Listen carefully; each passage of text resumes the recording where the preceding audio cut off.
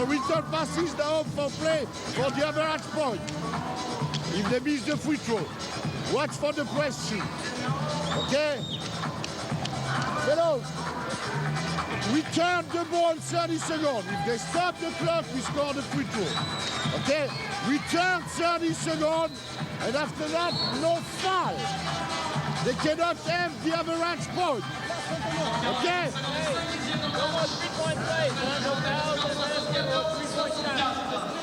Okay? Allez, go.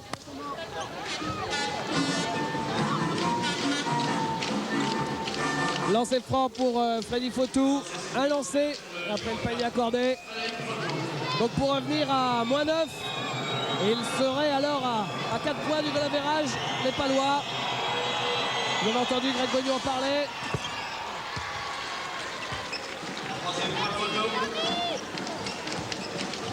Chez Seals, Laurent Pluvy. Là, eux, ils vont vouloir faire tomber le chrono. Blum, Pluvy. Est-ce que les Palois décident de faire faute pour jouer un retour dans les dernières secondes? Apparemment, ils décident de ne pas faire faute et ça le réussit parce que là, c'est un ballon perdu. Mauvaise communication entre Laurent Pluvy et Joachim Blum. Pourquoi pas y croire pour regarder au moins le goal average, pour que la journée ne soit pas complètement négative du côté de l'élan béarnais. Et bien sûr, la balle pour Khalid Reeves. Il reste 17 secondes. Il y a 9 points d'écart. Et là aussi, c'est un ballon perdu. La même ouais. que du côté de l'Asvel.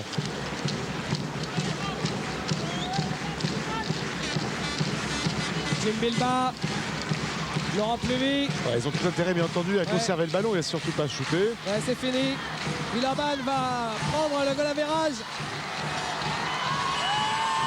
Et victoire de l'équipe de Villeurbanne. 74 à 65. Match de la 25e journée, le leader, vous le savez, se déplace à Dijon, club de milieu de tableau. Après ses belles prestations en Euroleague face au Real, 2 victoires. Villeurbanne a l'occasion de s'installer seul en tête du championnat. Mais rien n'est fait, Patrick le disait tout à l'heure. À Dijon, on retrouve tout de suite Patrick Montel, Richard Dacoury et Jean-Philippe Guillain. À vous. Oui, de nouveau, bienvenue Henri et bienvenue à vous tous ici dans le Palais des Sports de Dijon. Faites attention parce que cette équipe de Dijon vaut bien mieux qu'une équipe de milieu de tableau. La preuve, c'est que Dijon a battu tous les gros, a croqué tous les gros dans sa salle. Et c'est vrai, Richard, que l'ambiance est en train de monter, que 5000 Dijonnais vont certainement perturber les Villeurbanais, même si Villeurbanne nous a offert un spectacle somptueux face au Real Madrid. Exactement. Ce soir, on pourrait dire qu'on est chez les coupeurs de tête.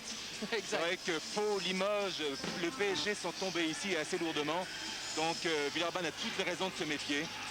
Quant au public, il est venu très nombreux ce soir, conscient de l'importance de ce match dans l'optation pour Dijon d'un ticket pour les playoffs. Alors nous, on est tout excités à l'idée de voir un match de très très haut niveau. Et on vous propose tout de suite de voir ceux qui vont peut-être se faire couper la tête cet après-midi, c'est-à-dire le 5 majeur de Villeurbanne avec le, j'allais dire le grand, par le talent il est immense, Mousse Sonko, le meneur de jeu de l'équipe de France qui arrive en pleine maturité comme Jim Bilba, le pivot de cette équipe de France.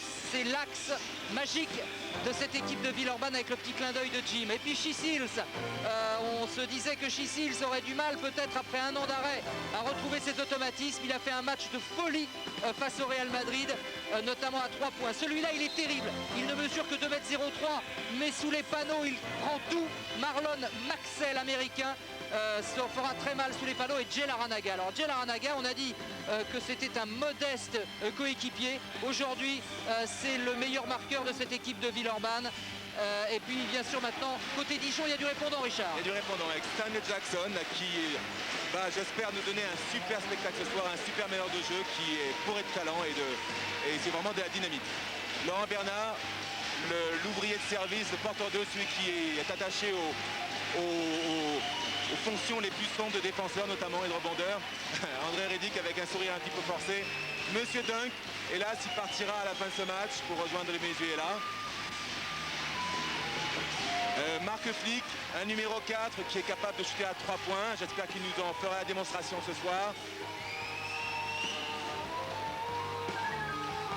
William Nord, donc nouvellement promu en équipe de France. Il a fait un grand match contre l'Allemagne. Exactement, un joueur tout en finesse et tout en adresse. on compte beaucoup sur lui, en tout cas Dijon compte beaucoup sur lui ce soir. Juste avant le coup d'envoi, peut-être Jean-Philippe Guillain qui est à côté du banc dijonnais pour avoir la température, Jean-Philippe, de ce qui se dit en ce moment.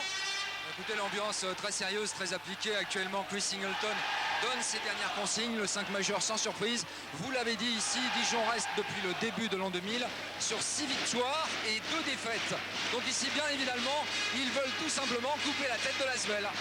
On va regarder tout de suite le duel du match, Richard, avec le match Sonko-Jackson, bien sûr. Oui, évidemment, le match des feux follets, avec, on le voit à l'écran, un Sonko tout sourire, tout en décontraction, alors que de son côté, Stanley Jackson est hyper concentré.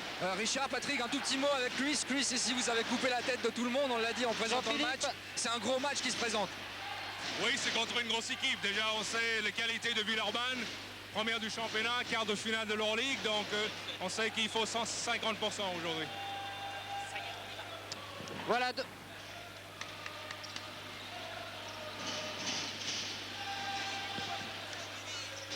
Le ton est donné, 150%, c'est ce à quoi on s'attend de la part de Dijon. Il faudra bien ça pour battre cette équipe de Villeurbanne. Mais ils sont capables de tout à domicile. Alors attention donc au coup d'envoi.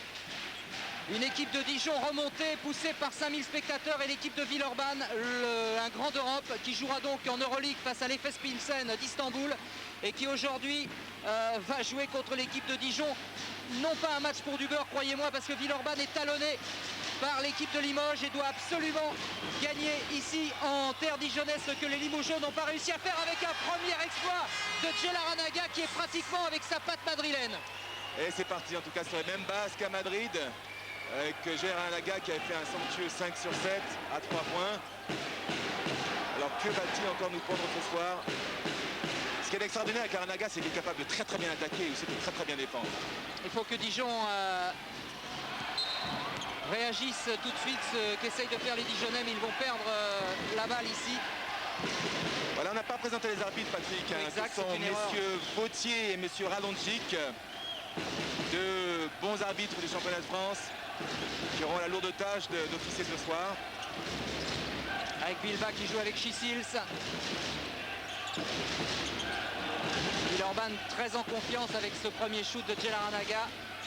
Et Jim qui pénètre et qui trouve une belle solution intérieure sur Marlon Maxey. Il n'y a rien à dire pour l'instant, c'est du cousu humain. C'est du cousu humain, c'est une démonstration de basket, une fixation. Et voilà le smash, pas très haut, mais très puissant de Maxey.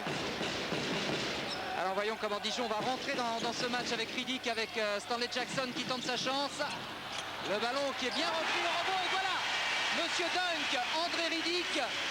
Il est vraiment monté sur élastique. Regardez comme il rebondit sur le cercle et après par terre, boing. Et voilà. Alors lui, il assure le spectacle. Ouais, il faut savoir que Riddick est le deuxième dunker du championnat. Avec une balle qui va être rendue à l'équipe de Dijon. Balle perdue donc sur cette relation entre Sonko et Bilba.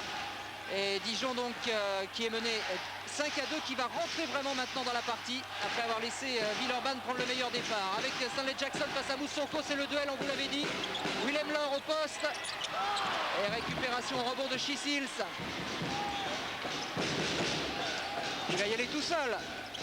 Alors, il a préféré ressortir sur Jim Bilba. Sonko, ça circule bien du côté villeurbanais. Et encore une récupération de Maxey au rebond. Oh, la balle dans sa main, on dirait une balle de handball. Là, on dirait une orange. Hein. Et sur le banc de Villeurbanne, vous avez vu Jean-Gaël Percevaux, alors que Bilba avec Sils et faute sur Marlon Maxey, faute d'André Riddick. Alors qu'il y a une image superbe, là, on voit Maxey demander à Chisils d'attendre un petit peu qu'il prenne la position avant de donner la balle. Et voilà. Là, il n'a pas encore le temps de vraiment prendre ses appuis. Et heureusement que l'arbitre a sifflé faute contre Riddick. Sinon, c'était une paire de balles pour Villeurbanne. Mousse dans ses œuvres. Avec une récupération au rebond pour les Dijonnais qui sont un peu gênés finalement, qui ont récupéré le ballon. Stanley Jackson, l'homme le plus complet du championnat. Il sait tout faire. C'est vrai qu'il y a une tradition du meneur de jeu à Dijon. Tradition pivot et tradition meneur. Et cette année encore, c'est respecté. Bien, avec un contre de Mousse Sonko. qui est très très présent en défense. Hein. On n'en parle pas assez, Richard. On parle beaucoup des éclats de Mousse, mais en défense, il est là. Hein. Oui, ce contre superbe, légèrement de côté, ce qui fait que Jackson ne l'a pas vu arriver. C'est vrai que la défense de Sonko est très agressif. Il est capable avec ses jambes, il a des jambes extraordinaires, il est capable de très très bien défendre. Willem Lor qui est pris à 2. Et il récupère la balle, Willem Lor. Ah, il va falloir qu'il se batte, et il se bat là, il est un peu imprécis, dommage. D'autant que les Villeurbanais étaient nombreux au rebond. Et on vient de voir un des détails qui sera hyper important pour la décision de ce match, c'est le rebond. Hein, vraiment le rebond, il va y avoir une furieuse bataille dans ce domaine. Et là on voit la pénétration et la faute de Flick. Flick va avoir beaucoup de problèmes du fait de sa taille pour défendre sur Shea Seals. Qui est extrêmement mobile, hein. Regardez Seals oui. qui... Très technique, très mobile et aussi très puissant. C'est lui d'ailleurs qui remet la balle fond de cours, Seals, avec un ballon qui arrive jusqu'à Moussonko normal. C'est lui qui va organiser le jeu pour son équipe. Avec Bilba toujours. Et cette petite balle en cloche, cette merveille de petite balle en cloche pour Marlon Maxey, complètement démarqué. Il va falloir quand même le surveiller, ce Maxey. Hein. Il va falloir le surveiller. C'est vrai que Riddick va avoir beaucoup de mal pour empêcher Maxey de prendre ses positions tout en puissance. On voit que ce mouvement a été travaillé et encore travaillé en entraînement et il fonctionne parfaitement. Ce qui fait que Villeurbanne a 5 points d'avance, 7-2. Et que Dijon, là, eh bien, incontestablement, cherche un peu son basket en ce moment. Attention, parce que Lasvel va en profiter avec ce tir à 3 points de Seals. Voilà. Eh bien, que faire en ce moment dans la tête de Chris Singleton, qui voit que son équipe ne fonctionne pas bien et qui voit que tout va bien à Villeurbanne, Richard. Ça ne va pas être facile de réorganiser ça. Hein. Il est en train d'attendre sa prochaine attaque, cette paire de balles pour sans doute demain les temps morts. Ça ne devrait pas tarder. Ouais, parce que là, la maison dijonnaise est en train de prendre l'eau. À l'image de Moussonko qui rentrait dans la défense comme dans du beurre. Il tarde encore à demander son temps mort, ça serait peut-être judicieux, enfin il connaît parfaitement son équipe. Elle doit absolument réagir maintenant. Il se pose la question, Patrick. Hein. Ah bah oui, regardez encore ce tir raté, je crois qu'il a demandé, ça y est, il l'a demandé. Là en ce moment, Dijon ne pouvait pas commencer pire. Avec, heureusement pour les Dijonnais, une récupération au rebond. Enfin une. Et Stanley Jackson qui va essayer d'apaiser tout son monde, là, essayer de recréer quelque chose. Mais c'est vrai qu'il est pratiquement pris à 2 là. Ouais, systématiquement. Et c'est vrai que maintenant Jackson doit s'appliquer à faire jouer ses coéquipiers. Il a tenté beaucoup. Et hélas, il a loupé beaucoup pour Dijon. Mais maintenant, il faut que les autres prennent un peu les responsabilités de ce match. Comme Laurent Bernard, mais qui, qui ne peut rien faire. Il en a 2 sur le dos. Quelle défense de Villeurbanne. Ah, mais là, ils sont à 2 contre 1 avec une passe dans le dos pour Larranaga. Les 3 Américains qui s'en donnent à cœur joie. Shea Seals, Maxey et Larranaga, qui est d'origine américaine, naturalisé irlandais. Regardez les 3 là, comment ils se sont amusés avec le pauvre défenseur dijonnais. Passe dans le dos, fixation, repasse. Et peut-être un petit peu trop... cette passe supplémentaire est un petit peu trop inutile. Mais bon, au moins ils ont eu la faute et il y aura 2 lancers francs. Avec un temps mort donc demandé normalement par Chris Singleton. Et déjà 2 fautes pour Mark Flick, l'Allemand.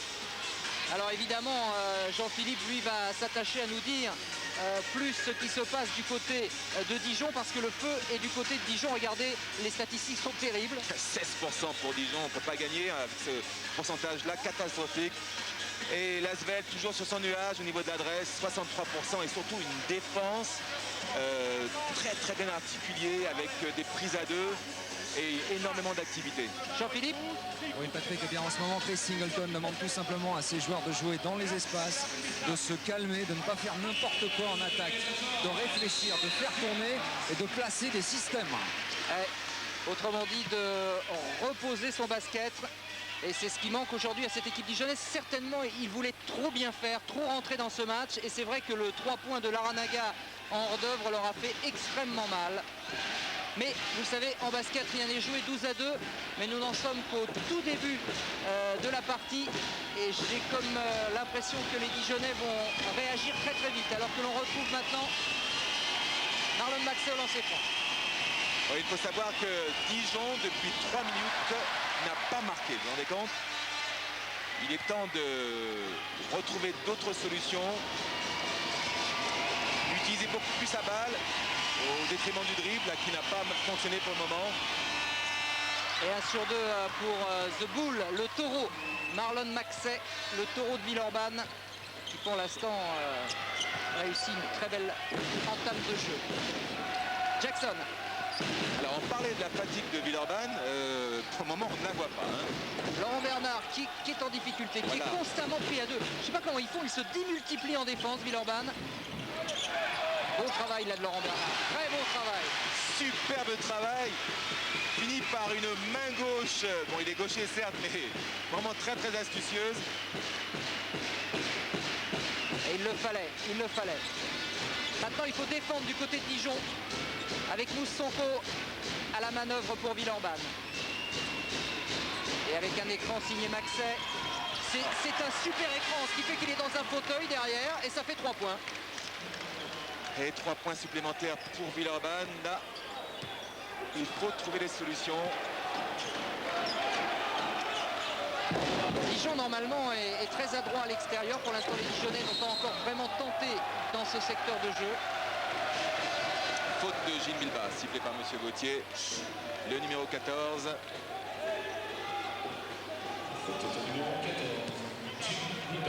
Sa première faute. Et remise en jeu bien sûr, ligne de fond pour les Blancs dijonnais. Avec Flick à la main maintenant. Riddick. On retrouve Jackson. Encore pris à 2, Jackson, c'est extraordinaire. Et faute de She-Seals, mais vraiment, on se demande où sont les espaces du côté de Villeurbanne parce qu'ils sont toujours 2 sur le porteur du ballon. C'est vrai, là on est en train de voir une démonstration de ce que disait Greg Beugnot dans les journaux aujourd'hui, à savoir que pour compenser justement cette succession de matchs, il fallait aborder ce match avec beaucoup d'énergie et une stratégie vraiment très très affûtée. C'est le cas, en tout cas défensivement ils sont très très au point. Voilà l'extérieur de Bernard. Alors Laurent Bernard, lui, il va peut-être apporter la solution à Dijon. Oui, Laurent est tout à fait en confiance, on voit son shoot à 3 points, sa main gauche magique. Il revient en équipe de France où il a réussi le panier de l'année. Exactement. Ça peut compter à la fin. Et le public qui ne s'y trompe pas et qui reprend espoir maintenant avec une faute de Seals, peut-être que l'arbitre n'a pas sifflé. Et récupération au rebond pour Riddick avec Stanley Jackson. Voilà Laurent Bernard. Oh, il y a un match dans le match. Entre Bernard et Seals. Entre Bernard et Seals. Un autre match entre William Laure et Jim Bilbas. Faute. Oh oui, et le panier va être accordé, plus un lancer à suivre pour William Laure. Eh bien voyez Richard, Dijon est revenu dans la partie incontestablement. Le match commence maintenant.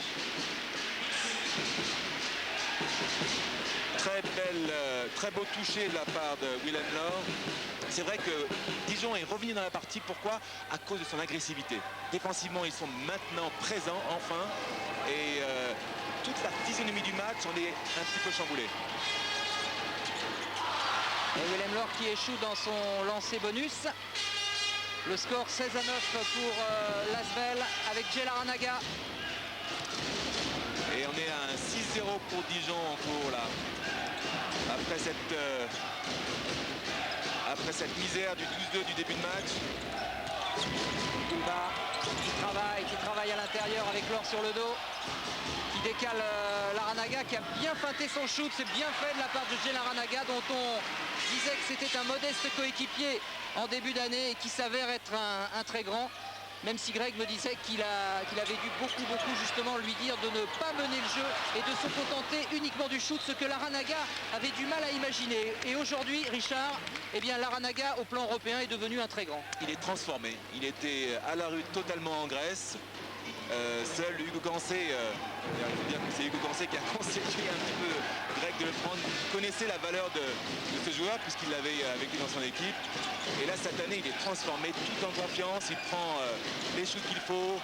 Le voilà, Jay Larranaga, avec une faute de Laurent Bernard sur Jay Larranaga. C'est aussi ça le basket, il faut savoir provoquer des fautes. C'est ce qu'a fait ici l'Irlandais. d'origine américaine, qui avait carrément joué dans la fac de son père. Et voilà, oui. Larsson va rentrer pour remplacer Flick. C'était un petit pari de la part de Singleton de mettre Flick sur Sheefields. Il faut dire que Larsson revient de sa campagne suédoise avec des stats, même s'il a perdu ses 2 matchs, avec des stats quand même superbes. Il a marqué 18 points, 19 points avec un fort pourcentage à 3 points. On aura besoin de son adresse à 3 points pour revenir du côté de Dijon, oui.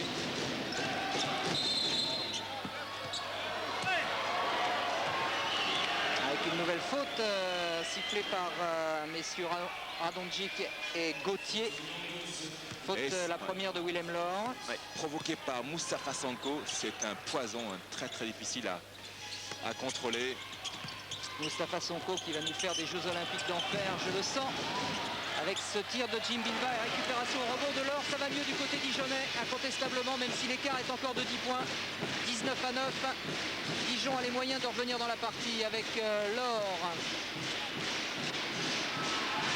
Toujours contre Bilba. Et ce rebond de Stanley Jackson absolument superbe qui décale Larsson qui a pas pu tenter sa chance à 3 points. Bernard. Et voilà, c'est la réponse un petit peu du berger à la bergère. Qui a fait provoquer la... Oui, on s'agresse les uns les autres.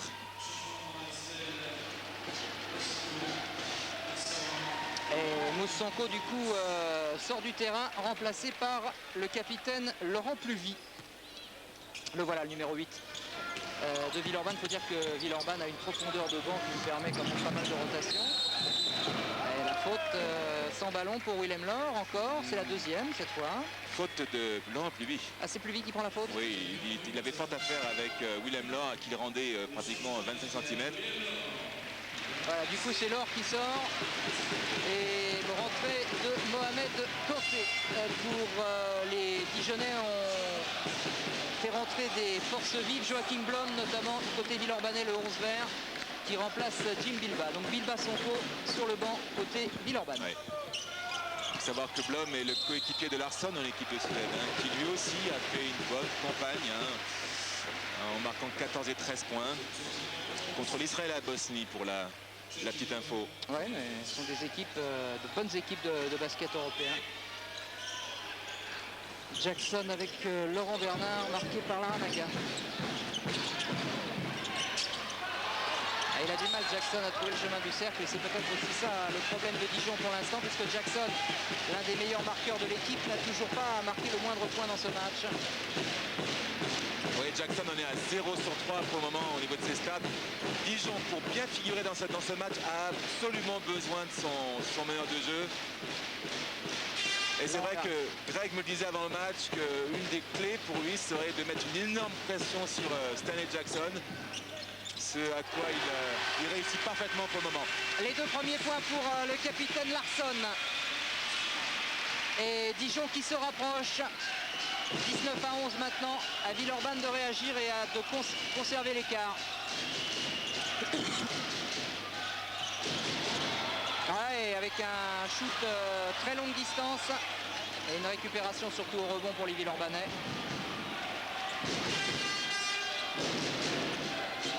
Maxey qui tente sa chance à 3 points. Voilà, il sait tout faire. Il fait le pivot de l'équipe et il shoot à 3 points. Il n'est pas content en plus. Il montre à Greg Beugnot qu'il est capable de tout. Il ne peut pas l'arrêter. Il dit qu'il ne peut pas m'arrêter. Il dit can't stop me.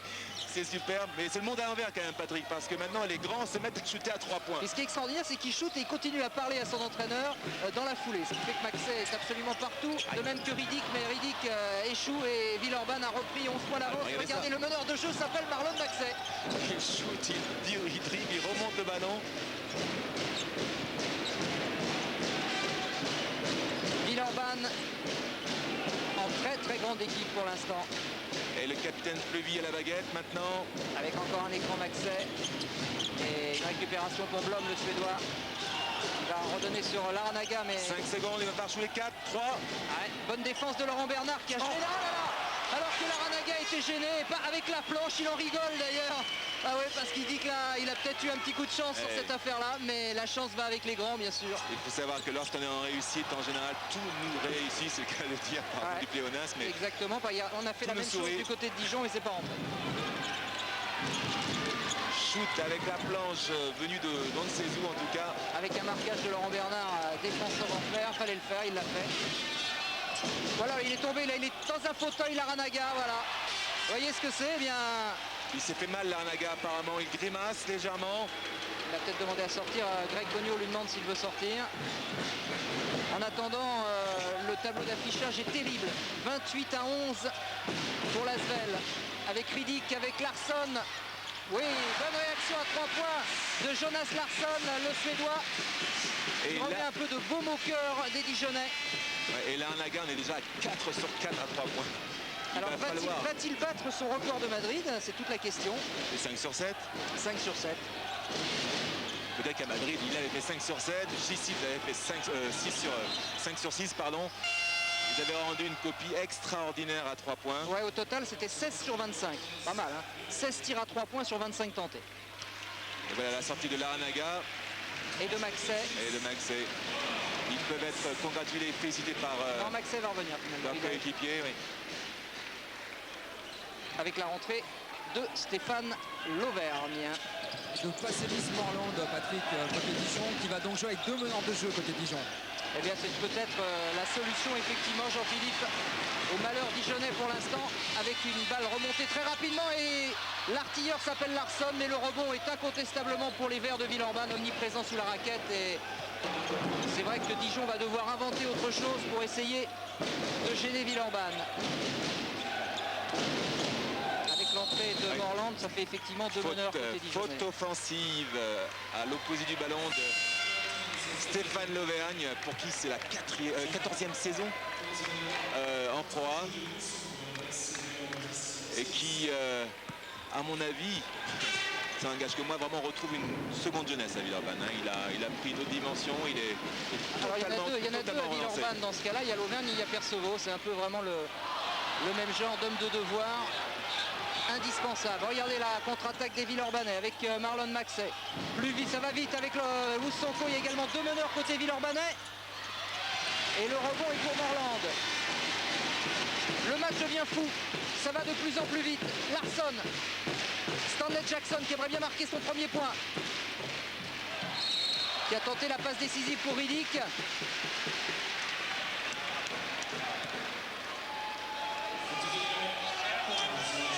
Faute Joachim Blom, ouais. Ouais, c'est ça, Blom. Ça, donc sa seconde faute. A été belle la passe de Jackson pour Riddick. Oui. Alors vous disiez que c'était le dernier match de Riddick qui va rejoindre le Venezuela. Le voilà, Riddick. D'ailleurs, on le voit, on ne voit pas exactement à l'écran, mais il y a une grande affiche. Thank you, Mr. Riddick. Exactement. C'est devenu la coqueluche du public dijonnais avec ces matchs dont on a pu voir un exemple en début de match. Un joueur très sympathique et très intelligent au dire de son coach, avec d'indéniables qualités de basketteur et qui rafère le bonheur du championnat vénézuélien.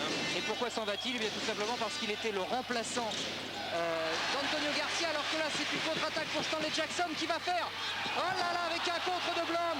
Comment Dijon a pu perdre ce ballon? Quel retour de Joachim Blom en défense.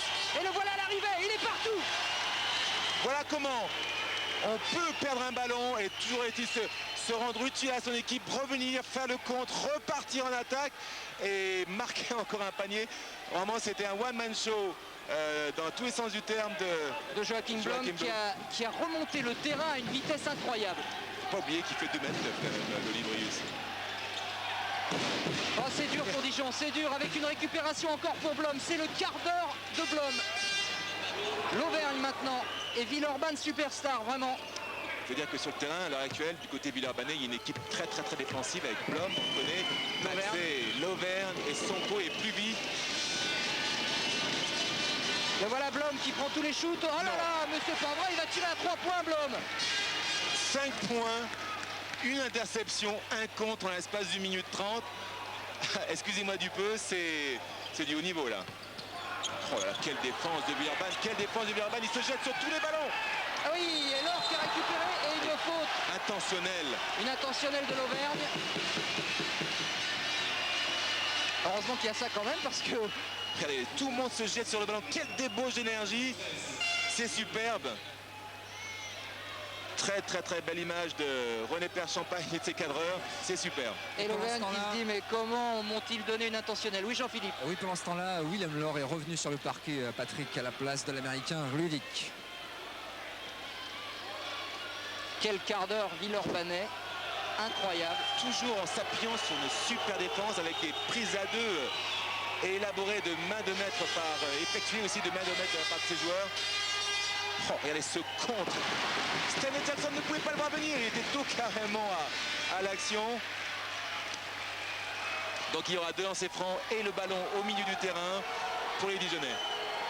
Et un 2 sur 2 pour Kanté. On va redonner la balle aux Dijonnais puisque c'était une faute intentionnelle. Et vous voyez que le score est quand même très lourd, hein. 33-17 pour l'instant. Il faut absolument que Dijon colmate cet écart avant la mi-temps. Autrement, ce sera dur de revenir sur les Villeurbanais. Je dis, c'est vrai que cette faute avait été particulièrement appuyée de la part...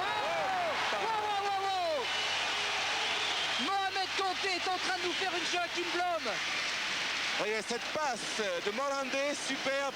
Et ce smash tonitruant, vraiment il a jailli du plancher pour écraser ce ballon dans le cercle et touche.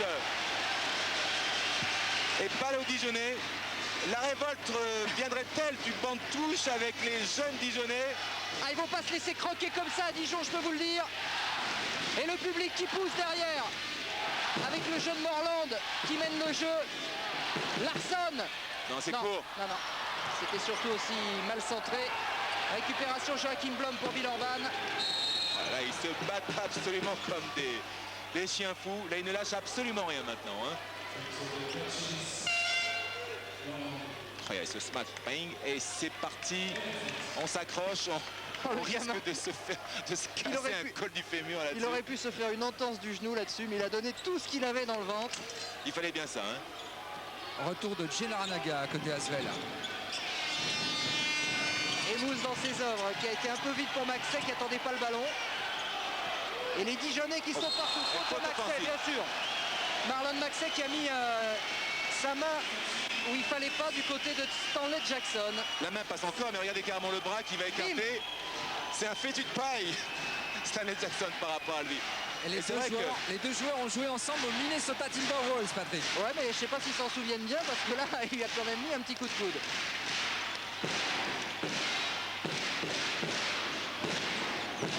Allez, 33-19 et 4-15 à jouer. Oh là là, voleur de ballon, Moussonko dans ses œuvres. À qui le rebond? Il est chaud ce rebond. Et c'est au plus petit joueur sur le terrain qui revient ce rebond, Laurent Pluvy. Ah, c'est vrai qu'au niveau combativité, les Villeurbanais n'ont rien à envier aux Dijonnais. Je sais pas si vous vous régalez, mais nous on se régale parce que c'est vraiment un match fou. Alors je sais pas si c'est parce que France 3 est là, mais il y a de l'intention un peu partout. Hein. Surtout, il y a une première place du championnat de France en jeu, notamment pour Villeurbanne. Cette victoire a soiré un petit peu leur domination et une place en play-off pour Dijon, hein, sachant que Strasbourg et Le Mans qui sont en compétition directe ont gagné hier. Dijon doit absolument gagner ce soir pour rester dans la course. Et Mousse. C'est long. Ah, là, il a raté son tir avec un bon rebond pour Willem Laure. Et Greg Beugnot, René Père qui fait des gestes sur son banc de touche pour intimer à ses joueurs de se calmer, de ralentir un petit peu. C'est vrai qu'il ne faut pas tenir à ce rythme-là, ce n'est pas possible. Le problème, c'est que Dijon n'est pas très adroit à l'extérieur, ce qui fait que les Dijonnais vendangent pas mal de ballons. Et justement, la solution est peut-être de changer un petit peu de registre, de mettre le ballon intérieur, même si Reddick est sur le banc de touche et que la puissance leur manque un petit peu. Ouais, c'est-à-dire qu'il y a Maxey qui fait le ménage quand même. Avec Pluvy dans un fauteuil, Villeurbanne. Superbe équipe de Villeurbanne à 3 points, encore une fois aujourd'hui. C'est impressionnant, ils shootent tous à 3 points dans l'équipe. Willem Laure à l'intérieur, peut-être là. Ah, il ressort bien extérieur là, avec Morland encore une fois qui échoue, ça fait 2 fois de suite. Il va falloir trouver d'autres solutions côté dijonnais. Et pendant ce temps-là, l'écart prend des proportions très importantes. vous rendez compte qu'à 36 à 3 points, 19, ils en ouais. sont à 9 sur 15 à 3 points. C'est hallucinant, ils sont en train de refaire le Real Madrid. On disait qu'on ne fait qu'un match comme ça par saison, celui du Real Madrid. Eh bien, Villeurbanne prouve le contraire. Pluvy à l'intérieur, Maxet tout seul. Regardez-moi ça. Avec le show en plume, regardez. Voilà, voilà. Tout en puissance. Et voilà, c'est parti. Là, on ne peut pas l'arrêter lorsqu'il a le ballon dans la peinture. Comme on le dit, c'est mission impossible pour l'arrêter. Superbe passe. Avec un contre encore de Mousse. Illicite, va dire monsieur l'arbitre.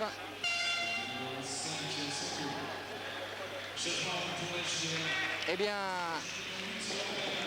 le rythme étant tellement fou, on voit pas le match passer. Richard, il reste plus que 2 minutes avant la pause. Exactement.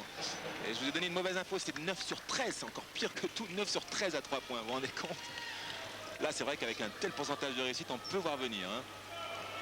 Surtout du côté de Dijon, qu'est-ce que peut imaginer Dijon pour contrecarrer ce type d'adresse extérieure? Être encore plus agressif. Et c'est vrai qu'avec la puissance de Maxé intérieur et l'adresse des joueurs extérieurs, ça devient particulièrement problématique pour l'équipe de Dijon. Heureusement qu'il y a Mohamed Kanté qui lui sur sa ligne de statistiques est à 100% total. Il nous fait pour l'instant une première mi-temps très bonne, Mohamed Kanté. Et oui, 6 points déjà pour lui. Et une superbe activité. Avec Blom, il faut essayer de couper peut-être les relations, je sais pas, les empêcher de jouer. Regardez, il est dans un fauteuil, Laurent Pluvy là. Il est dans un fauteuil, il se régale. Et là, c'est tout le travail de Joachim Blom sur cet écran là qui a permis à Laurent Pluvy de shooter vraiment dans un fauteuil. Kanté, il a du mal, c'est technique quand même, c'est superbe.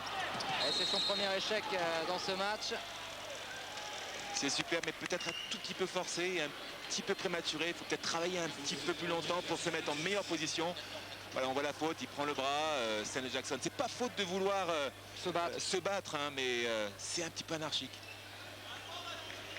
Non, mais là, la vérité, qu'est-ce qu'il fait, Greg? Cette super image du coach là, qui rassure son joueur, qui le calme, parce que c'est vrai que là, Maxé était très énervé, on l'a vu. Super excité. Et là, tout le discours de Greg, très diplomate, très... Il est en train de lui lire une petite page de Shakespeare. Chisils au lancer franc. Ceci dit, avec 20 points d'avance, on peut voir venir. Greg peut voir venir et peut sereinement réfléchir à ce qui va venir.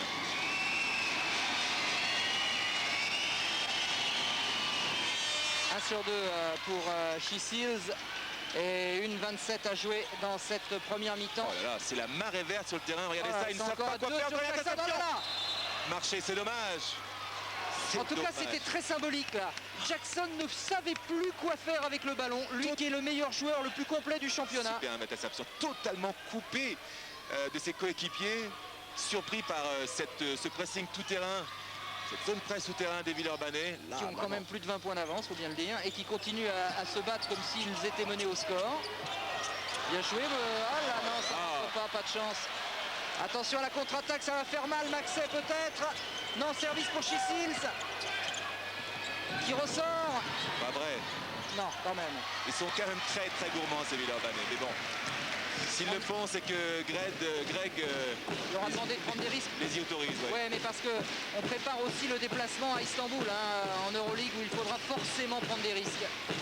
Avec FS Wilson, ce sera... Oui, Laurent Bernard, bien joué. Superbe le shoot à 3 points de Laurent Bernard. Pas loin d'être le meilleur Dijonais de cette première mi-temps, Laurent Bernard. Ouais, avec Kanté, c'est vrai qu'ils font un très bon match. Mais c'est vrai que le programme de Villeurbanne, notamment en Euroleague, il est pas mal non plus. Hein. Ils vont jouer leur ticket pour le Final Four face aux Turcs d'Istanbul. Ça va être très compliqué, mais avec cette équipe-là, sa façon de jouer, bah, tout est possible. Et surtout la confiance qu'ils affichent à l'heure actuelle. Oh, c'est bien joué, fixation, passe. Pluvy superstar, messieurs, dames. Vous vous rendez compte, on a sorti Sonko qui est en équipe de France, qui était sur le banc de touche, qui est sur le banc de touche maintenant pour faire entrer Pluvy et qui en l'espace de quelques minutes a déjà marqué 8 points. Alors, ça nous fait 44-24 à la mi-temps, Jean-Philippe. Avec Jim Milba. Jim, une première mi-temps exceptionnelle, Villeurbanne. Toute la réussite à 3 points et une défense très sérieuse. On sait que si on veut gagner ici, il faut avoir une défense de fer. c'est ce qu'on a fait en première mi-temps, mais il ne faut pas se relâcher. Il reste 20 minutes et il va falloir rester très concentré. Puisqu'on a vu Dijon cette année faire des retournements de situation. Et il va falloir bien rester concentré là-dessus. C'est pas facile, pas trop difficile d'enchaîner 2 matchs. Vous venez de gagner au Real de Madrid et là vous enchaînez face à Dijon. Ah, c'est sûr que c'est pas facile, mais vu qu'on est dans une spirale de victoire, là, la fatigue s'efface. Donc, mais on verra bien en deuxième mi-temps. Ouais. Ce serait bien de terminer la semaine avec 3 belles victoires. Merci Jim. À vous Patrick. Eh oui, Jim Bilbin, Laurent Pluvy, symbole d'une équipe de Villeurbanne exceptionnelle dans cette première mi-temps. J'ai envie de vous demander, Richard, avant d'aller faire un petit tour par Paris. Demandez-moi Patrick. Je vais vous demander juste un truc, 20 points d'écart à la mi-temps, est-ce que ce n'est pas totalement rédhibitoire ou est-ce que les Dijonnais, comme le dit Jim Bilbin, qui ont l'occasion de faire des deuxièmes mi-temps tonitruantes, peuvent encore nous faire rêver d'un match serré? Sincèrement, je veux le croire. Mais c'est vrai que face à une équipe de Villeurbanne qui affiche une telle confiance, ça me paraît quand même particulièrement ardu. Mais bon, peut-être que Singleton saura trouver les mots qui vont encore plus transcender ces joueurs parce que vraiment ils en ont besoin ce soir. Alors si vous voulez recevoir une leçon de basket, si vous aimez ce basket champagne, eh bien restez avec nous. On va faire un petit détour par Paris et ensuite on reviendra en plus sur ce qui s'est passé hier dans toutes les salles de France et de Navarre. A tout de suite.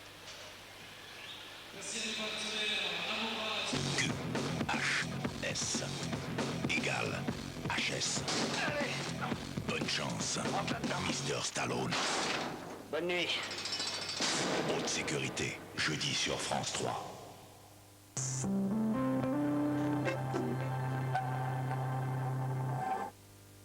Excusez-moi, je pourrais avoir un couteau qui coupe. Bien bleu le steak, s'il vous plaît. Je peux pas avoir un tout petit peu plus de frites? Beurre? Ah, vous savez que c'est comme fromage. Bon. Un petit peu chaude, hein? Non, le plus gros. Encore un qui en a une. Avec Déo, on prend la fâcheuse habitude de ne jamais payer trop cher et d'en avoir toujours plus en équipement comme en service. Tu n'as rien à faire? Autant d'atouts, c'est une Déo.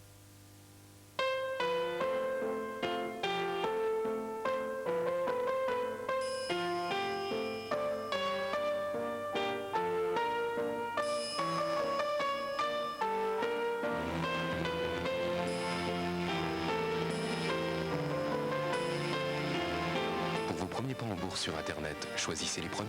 Consorce, 9,05 € TTC par transaction. Consorce.fr ou 08 1000 5000.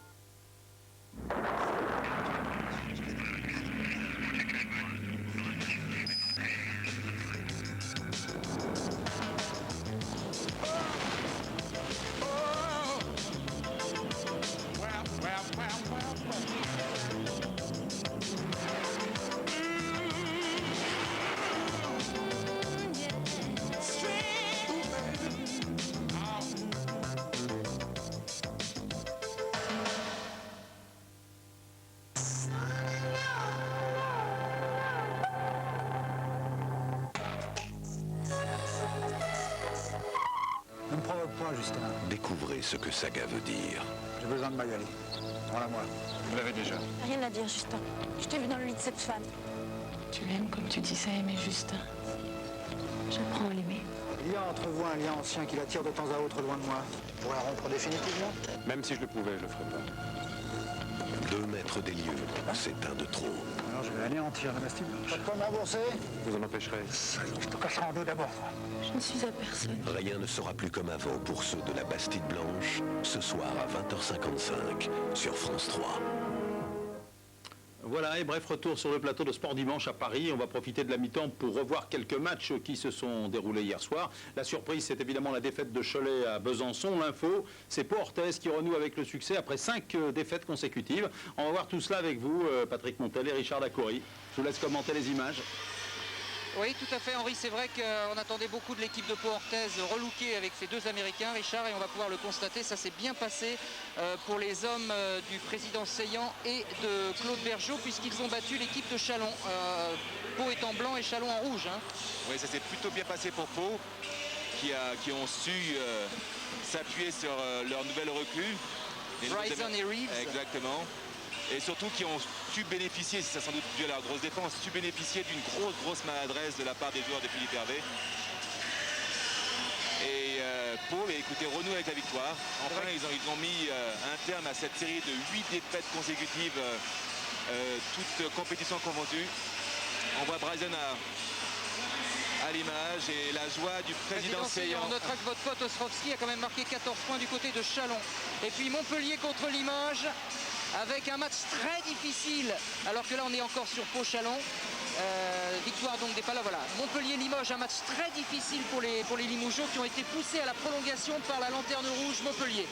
Oui, exactement. Limoges a dû en batailler très dur pour préserver leur deuxième place du championnat et continuer à espérer de peut-être détrôner Villeurbanne. Ce sera un petit peu compliqué, mais tout à fait possible parce qu'ils se battent avec vraiment une énergie admirable.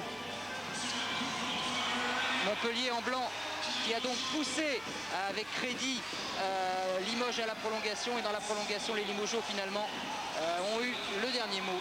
Superbe mouvement d'Arthur Williams qui a fait un énorme match avec 28 points et 10 rebonds. Il fallait bien ça pour ramener à la raison cette équipe de Montpellier qui a failli créer une énorme surprise. Et puis l'équipe du Paris Saint-Germain qui restait sur une très belle série et qui en bleu, les Parisiens, ont été surpris par cette équipe de Nancy, portée aussi par un superbe public. Et un superbe Christophe Lyon qui nous a fait, qui a fait énormément de misère à Paris. Oui, c'est lui, Christophe Lyon, le numéro 6. Voilà. Et un smash de Payne sur une fixation de Christophe Lyon. Et Hervé Dubuisson pouvait souffler. Il m'avait confié avant le match que son équipe n'était pas au mieux. Et bien, il a su trouver les mots pour les transcender lui aussi. Et Cyril Julien, le pivot du PSG qui revenait sur ses terres d'ancienne, n'a pas dû être trop satisfait de repartir avec une défaite. Exactement. C'est vrai que Didier Dobès, à l'issue de ce match, n'était pas très content de la façon dont ses joueurs avaient abordé ce match. Voilà, victoire donc de Nancy. Enfin, le quatrième match, c'est, Henri Sagnier vous en parlait, l'exploit des Bisontins qui, pour la première fois de leur histoire, Besançon en blanc a battu Cholet en rouge. Avec une stat extraordinaire pour une équipe comme Cholet, qui est quand même une équipe qui sait défendre. Ils ont encaissé 60 points à la mi-temps. Ils étaient menés 60-40 à la mi-temps. Ah, ça n'a pas dû leur arriver souvent, Cholet. Ouais. Et Besançon, lui, s'est appuyé sur un super Nkembé. Qui a marqué 28 points. Exactement, ainsi qu'un super mix là qui a su apporter son énergie à la marque. Mais c'est vrai que cette défaite est quand même assez étonnante de la part de Cholet, notamment par l'ampleur. Mais ce week-end, c'était à l'Est qu'il y avait du nouveau, donc avec Nancy, avec Besançon. Et c'est ce qu'on aime, Richard, dans ce championnat de France, c'est que ce championnat reste extrêmement ouvert. Les autres résultats, vous les voyez, avec la victoire très courte de Jacques Monclar et d'Antibes devant Gravelines, la victoire plus large du Mans face à Évreux, et le beau résultat des Strasbourgeois qui sont décidément spécialistes en la matière et qui ont été gagnés à l'extérieur. Au classement, vous le voyez, Asvel et Limoges sont en tête, mais l'Asvel a évidemment un match de retard qu'il joue en ce moment face à Dijon. Pau-Orthez est à 1 point de Limoges et peut-être à 2 de Villeurbanne. Le PSG est 4e et vous le voyez donc, Dijon est pour l'instant 9e et se bat pour la dernière place des playoffs avec Le Mans et Strasbourg, puisqu'en effet, Richard, ce sont les 8 premiers qui poursuivent leur aventure dans ce championnat de France. Oui, exactement, et dans cette optique-là, Dijon a un calendrier qui n'est pas fantastique. Ils ont des matchs très durs à disputer, mais ils ont en face de Strasbourg et Le Mans, qui eux aussi bataille très dure. Ferraille vraiment bec et ongle pour essayer d'accrocher cette place qui permettrait quand même de finir en beauté cette saison. Merci Richard, merci Patrick. On vous retrouve évidemment dans quelques minutes pour la deuxième mi-temps de Dijon-Asvel. Merci d'être avec nous sur la 3.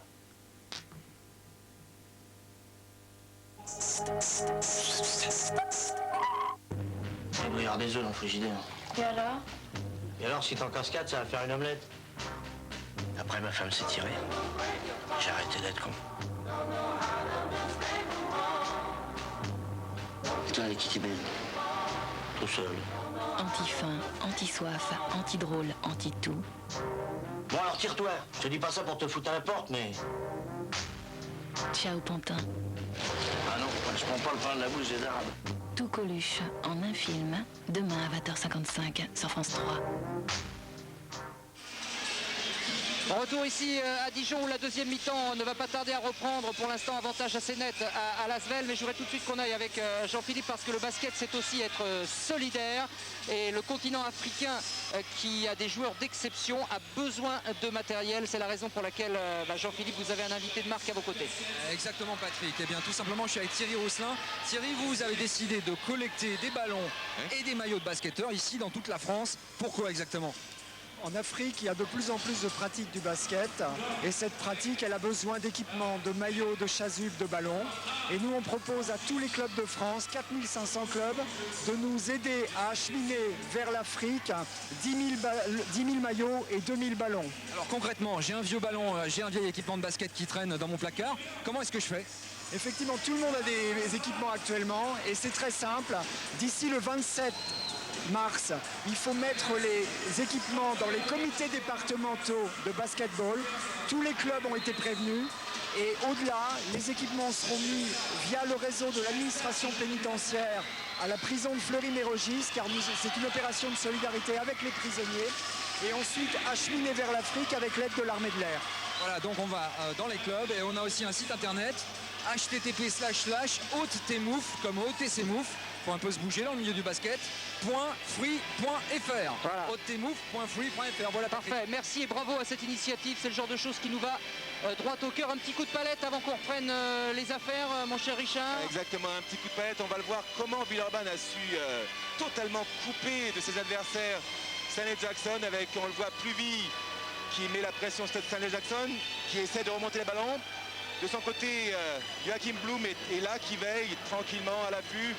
Orientation vers la ligne de côté. Et là, regardez la prise à deux qui va faire un ravage énormément. Et là, on pense que Mohamed Kanté est tout seul. Stanley Jackson le pense lui aussi. Il ne va pas arriver. Don't Sezou d'ailleurs. Chisil qui va surgir pour intercepter ce ballon. Regardez, c'est très très bien fait. On le voit qui surgit maintenant. Et c'est l'interception. Et là, ça n'ira pas au bout puisqu'on voit il marche. Mais en tout cas, ça partait vraiment d'une très très bonne démarche. Et ça aurait mérité peut-être, si on fallait encore plus contre Dijon, un meilleur sort. Eh bien voilà, on a tout compris avec cette semue aérienne et cette superbe palette. On a tout compris, Richard. On est prêt à rentrer dans cette deuxième mi-temps. Le public dijonnais, on m'avait dit que le public dijonnais, lorsque son équipe était menée, eh bien avait tendance à laisser tomber et à être, peu bruyant. Eh bien c'est une erreur, messieurs, dames. Même lorsque Dijon est mené, ce qui est le cas aujourd'hui, le public répond toujours présent. Les rebonds, alors là, il n'y a rien à dire. Il n'y a rien à dire. On parlait de la domination de Villeurbanne. Pourtant, on vous l'avait dit au départ, Dijon était la meilleure équipe au rebond. Et bien ce soir ils se sont totalement dominés dans cette première mi-temps, parce qu'il y a une seconde mi-temps. Et vous voyez que Jean-Gaël Percevaux, côté Villeurbanne, le numéro 9, est dans le 5 de départ de cette deuxième mi-temps, qui vient donc de démarrer maintenant avec 44-24, c'est-à-dire 20 points d'avance, ce qui est beaucoup, mais ce qui n'est pas encore totalement rédhibitoire dans ce match entre Villeurbanne en vert et Dijon en blanc. Et Jean-Gaël qui a raté son premier l'entrée de Jean-Gaël. Jean-Ga, il son surnom. Il n'aime pas qu'on l'appelle Giga. Oui, exactement. Mais Jean-Ga, ça va peut-être. Avec un ballon qu'une nouvelle fois Jim Bilba avait chassé. Et toute la stratégie de Greg Beugnot qui fait souffler Maxey, après avoir fait souffler pendant la fin de la mi-temps Jim Bilba, et ainsi que Joachim Blum, en lançant dans le grand bain Jean-Gaël Percevaux et en remettant Jim Bilba à la défense. Stanley Jackson qui doit nous montrer autre chose que ce qu'on a vu en première mi-temps. Willem Laure pris par Jean-Gaël, pris par Jim Bilba, et récupération superbe de Laurent Bernard. Vous vous rendez compte? Comment ça s'appelle? Stanley Jackson, il en est à 0 sur 5, il a marqué. C'est hallucinant, c'est hallucinant. C'est le joueur le plus complet du championnat. Il est totalement étouffé aujourd'hui par la défense de Villeurbanne. Quelle démonstration. Alors qu'il met en règle générale 18 points de moyenne. Voilà, c'est toute la différence. Et il n'arrive pas à défendre. Et il fait faute, il fait faute. En plus, il fait faute. Comme on dit dans le jargon, il est totalement à l'arrêt. On voit le ralenti, la faute. Il était dépassé par ce démarrage main droite de Moussa Fassanko qui aura Ah non, il n'aura pas de lancer franc, il y aura remise en ligne de fond. Alors le problème, Richard, c'est sur des équipes comme Dijon qui ont un budget moyen évidemment, il n'y a pas vraiment de doublure. Hein. Lorsque ça ne va pas pour la star, eh bien c'est très compliqué. Voilà Jean-Gaël Percevaux qui a essayé d'enrhumer Riddick. Et ligne de fond pour She-Seals. Touche. Il aura mis le pied en touche sur son débordement en ligne de fond. Ah non, une offensive. Passage en force. Offensive contre She-Seals. Ouais, c'est-à-dire qu'il est rentré de bon cœur, mais enfin bon. Oups, comment? Ah, pas ceci dit, on va pas critiquer l'arbitrage. Non, surtout pas. Il était mieux placé que nous. Absolument. En plus, il n'avait pas le ralenti. Stanley Jackson. Avec André Riddick qui aimerait bien quitter le parquet dijonnais. Ça devient problématique pour Dijon. Ah, ils ne savent plus quoi faire les Dijonnais, ils récupèrent quand même. Il reste 10 secondes de possession de balle, il va falloir jouer. Ah, il ne sait plus quoi faire Jackson. Ah, il faut faute de Laranaga. Le panier ne sera pas accordé. Ah non, et le public... Ah si. Si, non? Non, non. Ah, le public n'est pas content parce qu'il aurait voulu que l'arbitre valide le shoot de Jackson, mais l'arbitre dit qu'il a sifflé avant. Oui, largement avant, c'est bien sifflé. Sur le dribble. Et Flick qui est rentré de nouveau, comme au début du match, l'Allemand de Dijon, avec Laurent Bernard. Voilà, ça Flick est beau sur les passes, messieurs. Et Laranaga qui récupère. Et Mousse qui était presque dans un fauteuil pour tirer. Il préfère trouver une autre position et ça rentre comme dans du beurre, messieurs, comme dans du beurre. Il s'est rapproché tout simplement. Et il a fait une de ses spécialités, débordement, dribble, et on se bloque de pieds joints. Je suis en suspension d'une très grosse pureté. Et pendant ce temps-là, le pauvre Stanley Jackson est en train de chercher les clés, il les trouve pas. Et oui, là, Flick est beaucoup trop lent pour She-Seals. Il y a faute. Laranaga à nouveau. Alors il y en a un qui secoue cette équipe de Dijon, c'est Laurent Bernard, incontestablement. Il est partout. Et c'est lui qui provoque la faute. Regardez le numéro 8. Il est allé de bon cœur au sol. C'est du rock lui aussi. Hein. Il est compact. Hein. C'est du danse, c'est du rustique. C'est du genre, c'est Richard Dacoury jeune. C'est vrai, il vous ressemble un peu comme ça. J'avais des articulations beaucoup plus fines. Ah bon, d'accord. Ah, franchement, hein, c'est Richard Dacoury jeune. Hein. J'avais l'afro étant jeune, n'oubliez pas. C'est vrai. Et 11 points pour Bernard qui fait vraiment un beau match. À 100%. Eh ouais. À 100%. À 100%. Mais il en faudrait au moins 4 comme ça à Dijon pour recoller au score. Pour l'instant 46-28 pour l'Asvel qui est en train de chasser le titre de champion de France depuis 1981, rendez-vous compte. C'est ce que disait le président Lefebvre. Ce serait bien cette année que Villeurbanne enfin décroche ce titre. Je crois qu'il le mérite largement, très largement. Ça c'est difficile à dire. Beaucoup de clubs travaillent énormément pour décrocher un peu la timbale. Mais c'est vrai que sur ces 5 dernières années, c'est vrai que l'Asvel a marqué quand même. C'est vrai que ce titre a été promis pratiquement chaque année depuis 3-4 ans. Et à chaque fois, il se faisait moucher ou éliminer en play-off, soit en finale, soit en demi-finale. Et ce sera donc la 3e faute pour Flick. Et un premier lancé pour She-Seals. Savez-vous à quelle distance du panier est la ligne de lancer franc? Non mais vous allez me le dire. Ça c'est une chose que très peu de gens connaissent. La distance est de 4,60 m par rapport au panier. Donc c'est pas évident. Hein. Pas évident, et 5,80 m par rapport à la ligne de fond. Voilà, faute sur Flick. On va la revoir, celle-là elle est belle. She-Seals y est allé franchement. Et ça va permettre de voir cet Allemand, donc Mars Flick au lancer. Et si vous le... Juste un petit mot, Richard, pour dire que tous les Dijonnais portent un crêpe, car ils ont été très très durement touchés cette année, l'équipe de Dijon et le basket tout entier d'ailleurs, avec le décès d'un jeune, Atiko, qui est décédé à la suite d'un malaise chez lui un dimanche matin. Et les dirigeants de Dijon me disaient qu'ils avaient été obligés de prendre les services d'un sophrologue, tellement les joueurs avaient du mal à s'en remettre. C'est vrai que